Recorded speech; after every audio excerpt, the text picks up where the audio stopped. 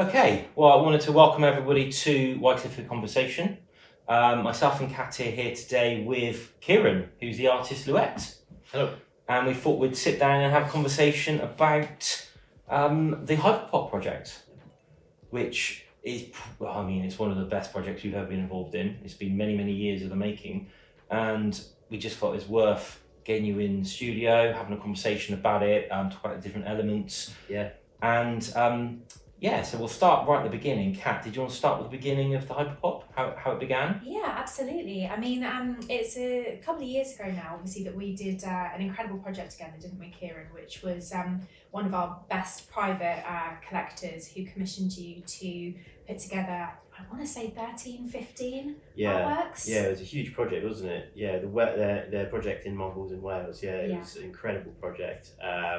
Just a big fan and champion of Wyecliffe and the studio, so yeah, it was incredible. So, but yeah, that's where it all kind of spurred from, wasn't it? It did. And he had this vision that was kind of creating his coastal property with these artworks that kind of brought together his family values and also just the kind of the core pop iconography and all of your kind of stencil work today. And it culminated in this series of commissions, which I think took over your studio for almost, I want to say, a year. Yeah, big pieces they were. Yeah, big pieces, but really cool as well because it was a lot of trust in the studio and not too heavily dictated either. You know, the client, the said client, wanted us just to kind of do what we do. You know, so it was a really cool project. You know, just to have a bit of freedom and a bit of trust just to do what we do in the studio. So, but yeah, big project, great client, fantastic home. Yeah, it was really good. It was, and one of those commissions in particular, you'll remember from one of the bedrooms, the Lamborghini hood, which hit the schematics, obviously, of a real Lamborghini, and you created it into a very unique wall sculpture. Yeah. And it was, I suppose, there, and in combination with the fact that the private collector is an incredible car enthusiast. I mean, enthusiast doesn't feel like it's the right word. It doesn't feel kind of weighty enough to describe how into cars he is. Oh yeah, mega. Yeah, because aside from that, obviously had the garage that sat underneath the property that had been, built completely custom to his fleet of cars. And obviously, you wanted your work in there as well. Yeah. But those two little kind of, I want to say nuggets, they spurred off quite an incredible kind of idea in your minds and our minds, and it kind of snowballed from that moment, didn't it? Yeah. Really? Yeah, it really escalated, didn't it? as a project. You think of everything that we achieved with HYPERPOP, so, but it just goes to show, just being total opportunists and creatives and working together with incredible clients, how you can go from one thing just to, and it all kind of escalates into this huge big project and lots of different, facets and people being brought in, it was from that kind of point, wasn't it? Really, we were speaking with this particular client, car enthusiast, supercar enthusiast, where we all started thinking, what if, what if? So, and that Lambo bonnet that we did as well, that that definitely sent off a few light bulbs, didn't it? Where we were starting to think about supercars and Lhouette Studio and Wyecliffe and things like that. So yeah. Yeah, it really did. And I think it was during one of those conversations that the Bugatti came into play, didn't it? And it was that he started chatting about maybe it's the Bugatti that we maybe look at wrapping with your kind of pop maximalist vision. And so it was that car that kind of, was the start point, I think, with that particular collector, wasn't it? I think it's a mix of Ciarán chatting to the collector because he wanted art in this. I mean, it's the best car garage I've ever seen. Oh, it's incredible. It was just amazing space with the turntables and all the glass, and so he wanted art in that space, and in the centre of that space was his Bugatti, although his other cars were the same kind of level. It was an incredible collection, and I think it was a conversation between you and the client where at some point one of you said, well, why don't we do the art on the Bugatti? So it's not on the walls, it's actually on the car. And everybody got a bit nervous at that point. Everybody got a bit nervous. Why don't we paint the Bugatti? Yeah. Do you want me to paint it now? Yeah. But it all suddenly, but it was very organic. The ideas, this whole project, and we'll obviously talk about the entire HYPERPOP project, but the whole thing's just naturally evolved, and it's been amazing to see it do that. But it started with the idea of making a Lhouette art car.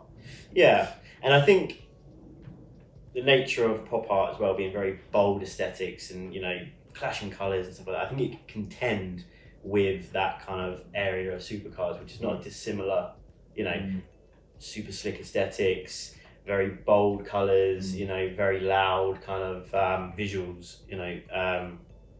So, I mean, it was kind of a nervous proposition as well, because it's like you got to contend with, like, you know, if we're going to do a Bugatti, or eventually when we went off to, you know, when we did the GT, you know, it's having to contend with lots of different things, but, you know, supercars as a general sort of genre as well. I think the marriage was really good, like, you know, between what my style of artwork or pop art, you know, in general, and, you know, working within the supercar kind of arena.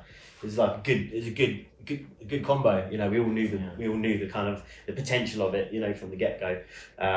So yeah, it was also great for you to have a client that just loved your work. I mean, every piece in the house that he commissioned was Lhouette. Yeah. So he's kind of like, there's my Bugatti. I know I'm going to love it. Yeah. Do what you feel. Yeah. But it's at that point where you wanted to bring in a charity element. 'Cause previously, we'd worked with you for charity projects, haven't we? Yeah, and it's become a really important part of the studio's this sort of introduction of this more kind of philanthropic, charitable aspect. You know, because, you know, what are your skills? What can you do? What can you do to help? You know, and you know, there's big projects in the supercars and things like that, and it's like, how can we work in a more charitable aspect to this project? And I've worked with a few different charities and people over the years. You know, from the Keatings with their you know, cancer research and Emerald Ivy Ball, and you know, during the pandemic with you know, UNICEF again with the night nurse piece. But I thought this one would be a good project to work with, something sort of centered around mental health, because it's a big issue at the moment, and you know, personally, not me personally, but within my family, it's been a big one, you know, over the years. So we reached out to CALM, Campaign Against Living Miserably, and they you know, quite broad with their approach to different aspects of mental health, but they started off in particular with focusing on men's mental health, and with the automotive kind of aspect to this project, I thought it would be good to sort of bring that together, because it would be a great talking point. You don't have to, it doesn't have to be it doesn't have to be $1 million car. It's just generally automotive, you know, interest, men, you know, interested in that, and getting them to open up and talk. And if it's a way in which we can, you know, start a conversation about mental health, which is tricky with men, you know. And I thought that was a good kind of a good fusion, a good way to do it. So yeah, a little bit of personal history within my family is a reason with that particular charity, but, you know, just really kind of important subject right now, especially in the UK. So that's why that charity, that's why CALM. Absolutely. I think there's a really important thread as well, kind of neatly in there, which is that the private collector with this garage actually was the winning bidder at Sotheby's auction for Night Nurse, obviously the piece for UNICEF, and so that kind of intrinsic link, I think, between the kind of like the charitable work and then that piece actually being displayed in the garage that we were talking about, the Bugatti Veyron. Obviously that came slightly later, but it's this kind of like weaving of it all came together very neatly. Although obviously we did not do the Bugatti, so the client moved to Monaco, relocated.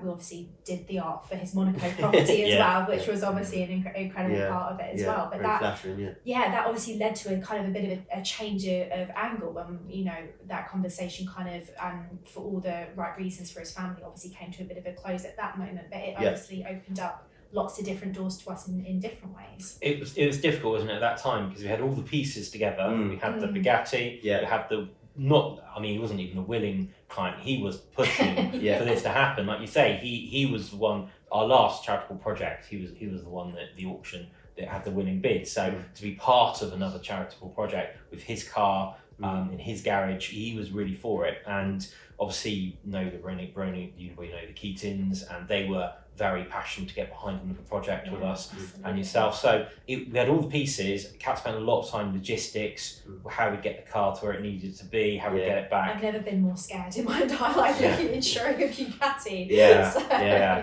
But no miles on it because obviously the depreciation of the car. So it was we had all the pieces, and then we had a phone call saying I'm moving to Monaco. So it was like, okay, Monaco, he goes, you still do the car, but it was like logistically it made it very, very difficult. It did. So it was I tried to persuade you to, you know, help me move my studio to Monaco, but that was no, it would have been a good one. It would have been a good one. But it was an expensive project anyway. Can you imagine how expensive it would be if we had a remote studio in Monaco? Yeah. So we actually reached out to Shmee150, famous YouTuber, personality, automotive personality, someone who I followed on YouTube and Instagram for many years, love his car collection, and in fact he's very well known by the Bugatti owner, and is behind the whole project. So it was, and you know, I didn't really expect. There was a few people that we spoke to, Bugattis, and that we were chatting to, but when Shmee150 came back and said, love to, fantastic, yeah, come and see the car collection. Originally we're looking at his McLaren Senna, and it just, because of his PR punch as well, because of all his followers and the way he works, one, I didn't expect a response. Two, we certainly didn't expect an impassioned response, saying I really, really want to do this. I've looked at the artwork and I love it. He's obviously a big supporter of your work now. And yeah, it was great. So we got the call and we went up to the museum to have a look at his cars. Yeah, I mean, that was an experience, wasn't it? I mean, yeah, with Tim getting involved, just took it to another level, really, didn't it? With everything that Tim brought to the project, you know. Apart from obviously having this amazing collection of cars, it's, you know, obviously Tim's profile and what he does professionally as well. You know, it's just really turbo sort of injected the whole project. So yeah, again, really flattering, like the uptake on it as well, and like, yeah, come in, let's have a chat. Yeah, just really cool. It was great, and to see all those cars. Obviously, we looked at the McLaren Senna, which would have been a great car to do. There's a lot of glass on the doors and stuff. Yeah, that was true. That would have been. It's tricky. Yeah, it was tricky. And then Tim obviously had the idea of his favourite car in his collection, the one that he's always said would be the last to sell if he ever had to sell any of his cars. The one that's almost likely to stay with him forever is his full GT. Yeah, and it was a car close to his heart, and I think he wanted that to be the car, the Lhouette car, because he wanted to take that car on a journey. So he'd obviously taken it abroad, to Nürburgring and the rest of it, but he wanted that to be the car that we created the art car from. So it was great to actually take a look at the full GT and obviously to make that selection of cars when we were there. Yeah, the Ford GT was awesome because, well, a number of reasons. One, it's, you know, it's so iconic. Two, Tim doesn't mind putting miles on his car, so it was going to tour. You know, it's going to get eyes on the car, which was brilliant because that's what the intention was with the charity as well. It's the most eyes on it as possible. And obviously with the Ford as well, there's that relatability. Everyone has a little bit of an experience with Ford in some way or another. You know, if they're car owners. So that was really good. I think personally as well as being able to work on a car like that everyone sort of has a bit of a base understanding with Ford, you know, and you know, so that was cool. Yeah, couldn't have asked for anything better really with the Ford GT. It was, you know, awesome car to work on. Also, spec of that car, it was they call it the Iron Man car, don't they? Because of the colour of it. Did that affect the art design in any way, having that as a base colour? Yeah, well, I mean, you know, try and take inspiration and like ideas from all over the place, you know, and that really struck me. The colours of that Iron Man kind of, you know, running across, you know. So we worked Iron Man into it, you know, which was a no-brainer, which was really cool as a section of it, but also it was just like a little nod to the original kind of paint colour of the car, and just using that sort of reference as a clever little way of doing that. Nice nugget, that one. So. Yeah, it was, I mean, the privilege to be able to go to that museum. And it was incredible to be there because not only to see the car collection, but Tim is an incredible collector in his own right of other things. And obviously there's his like swatch collection, and then there's all the vintage memorabilia from different automobile history as well. Like there's old petrol pumps and things like that. And that really, I know that you love to like visit like thrift shops and things and kind of like cherry pick different decades and ideas from different cultures, and so that really sparked off your imagination as well, didn't it? Yeah, there were so many things within the museum, that just resonated with me. You know, that pop art aspect of my practice at the studio. You know, there's so many little references and things. You know, from being an '80s kid and traveling, and you know, like these kind of brands, and the like Pac-Man machine in the corner, and you know, you've got the Shell kind of logos, you know, old vintage Shell logos going on in that corner. It was with the cars and the colours and the, you know, like the bright colours from the supercars. It was just it ticked a lot of boxes for me in terms of like influence, and so great. You know, it was like it was almost like a little art gallery for me. You know, just to go in and try and, you know, a lot of these references already. You know, play host within my artwork. Just to draw them in and you know, see what Tim was into as well. There's a bit of a commonality there between the two of us in terms of like, I guess both being, you know, similar age and into the same kind of things, pop culture wise. It was great. Yeah, so I think we all left feeling just revved up for the for Yeah. the project ahead.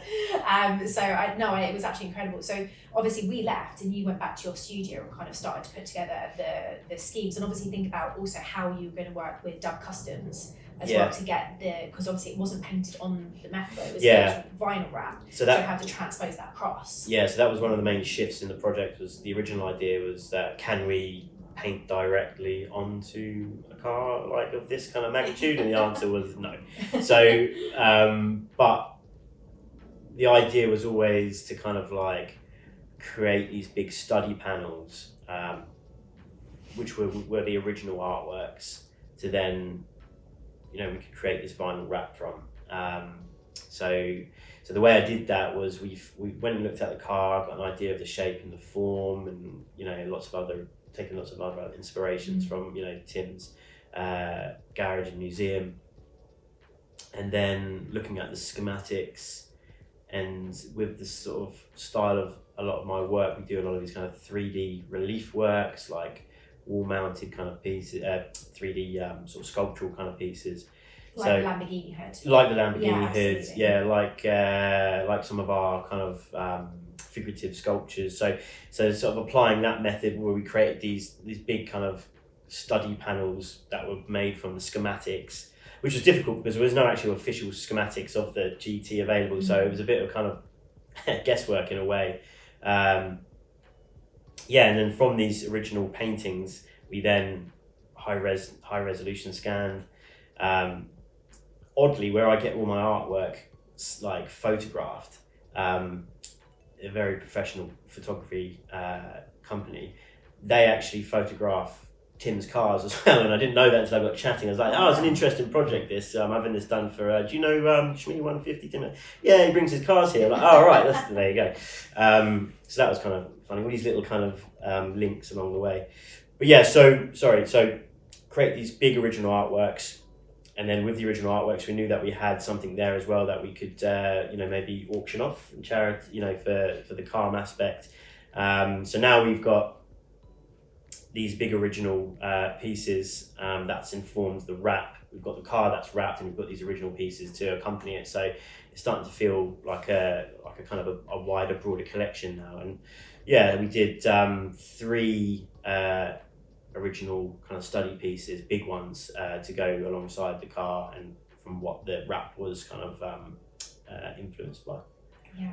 I mean, watching your art going on the 4G at Dub Customs was brilliant. I mean, Dan at Dubs was amazing because obviously he does a lot of wraps, a very famous wrap company, but the chance to do something like this with Tim, also he was a big fan of the charity, tried to really push the charity element as well.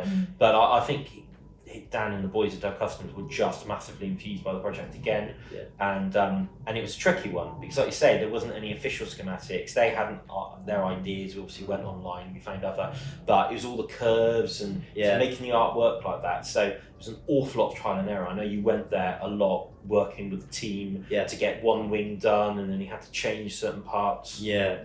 For me, it was a lot of sort of head scratching because like some of the sort of shapes of the Ford GT, having these kind of arches and the intakes with the curvature there, where it's like 360, so like trying to kind of design and work that was tricky. But yeah, the guys at Dove Customs, you could just tell when we turned up for the first visit, there was like an energy and excitement in it, which was really cool. So that sort of resonated, and you could just tell that everybody was really up for making this work. It was just a really iconic car. Everybody was really into the artwork as well, and just wanted like everyone excited to see what's going to happen. Basically. So, but yeah, super skilled guys. Really good at what they do, and really super helpful for me and the guys at the studio as well, touching base with.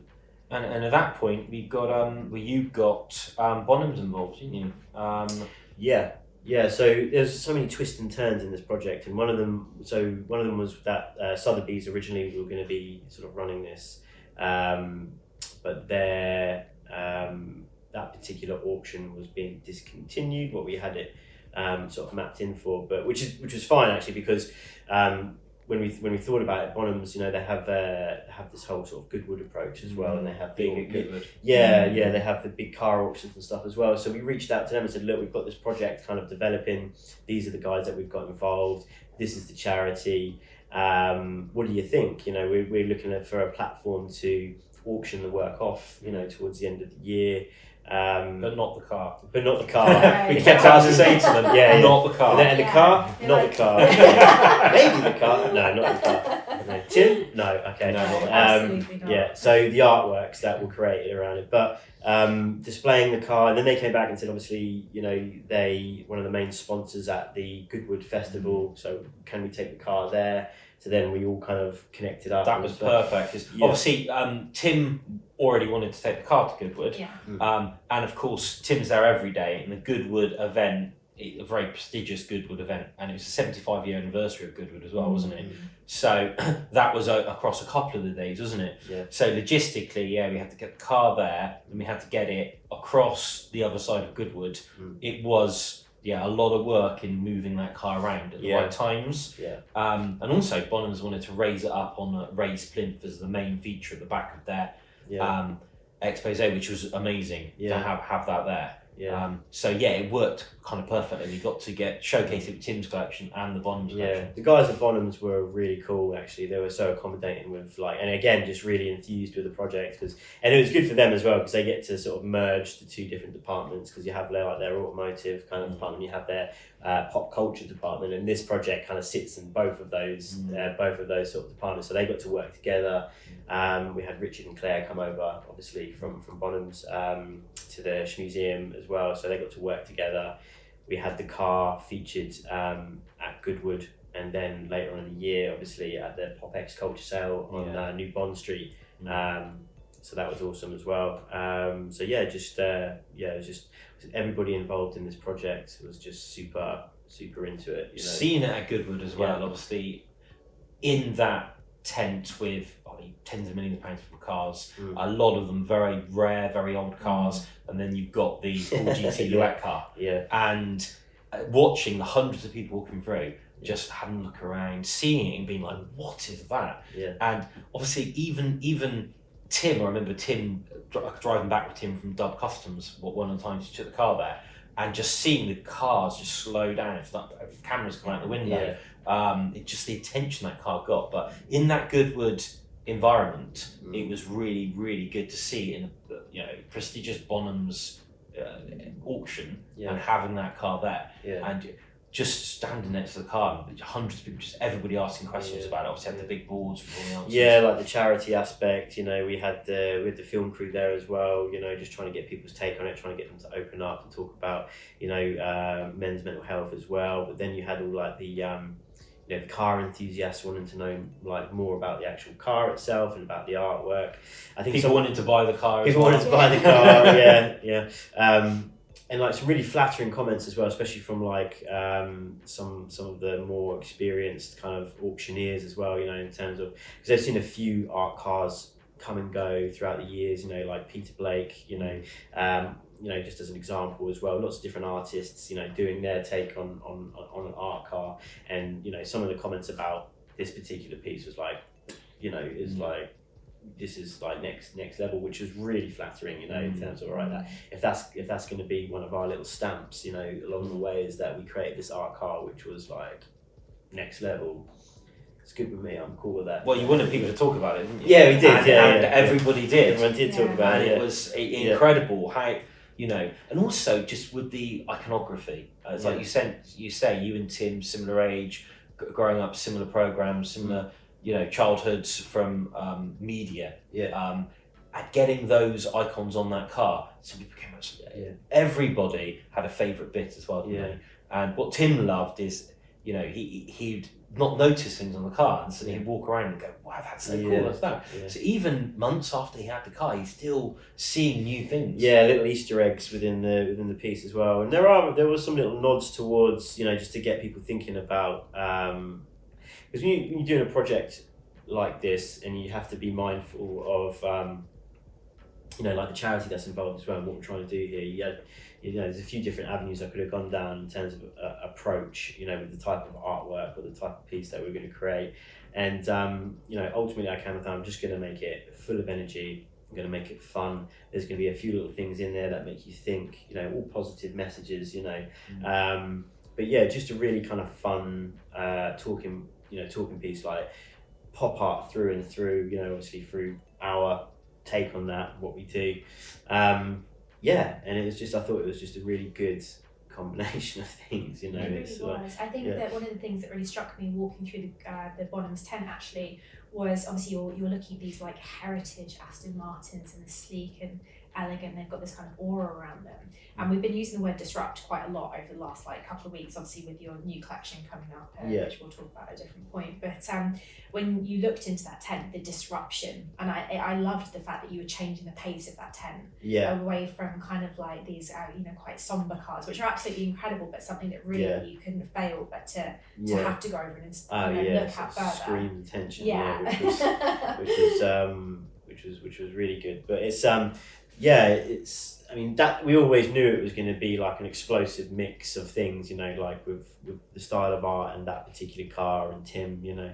And it was interesting, and you know, I'm sort of, you know, I've been around the block now a little bit to know that there wasn't going to be everybody's cup of tea, you know, with the artwork. And it was really cool to see, you know, talk about that disruption again, you know, when Tim landed it on his YouTube channel, and it was like just that polar extremes of people either really, really loving it or just being like, what have you done? You know? Tim was like, I never expected that. Not that. He's never had such a polar, which is great. It got people talking. It's all about that, the charity, the calm, and also that's what art's there for. I mean, nobody wants to paint a painting that no one has a comment on, no one has an opinion on. It gets people talking.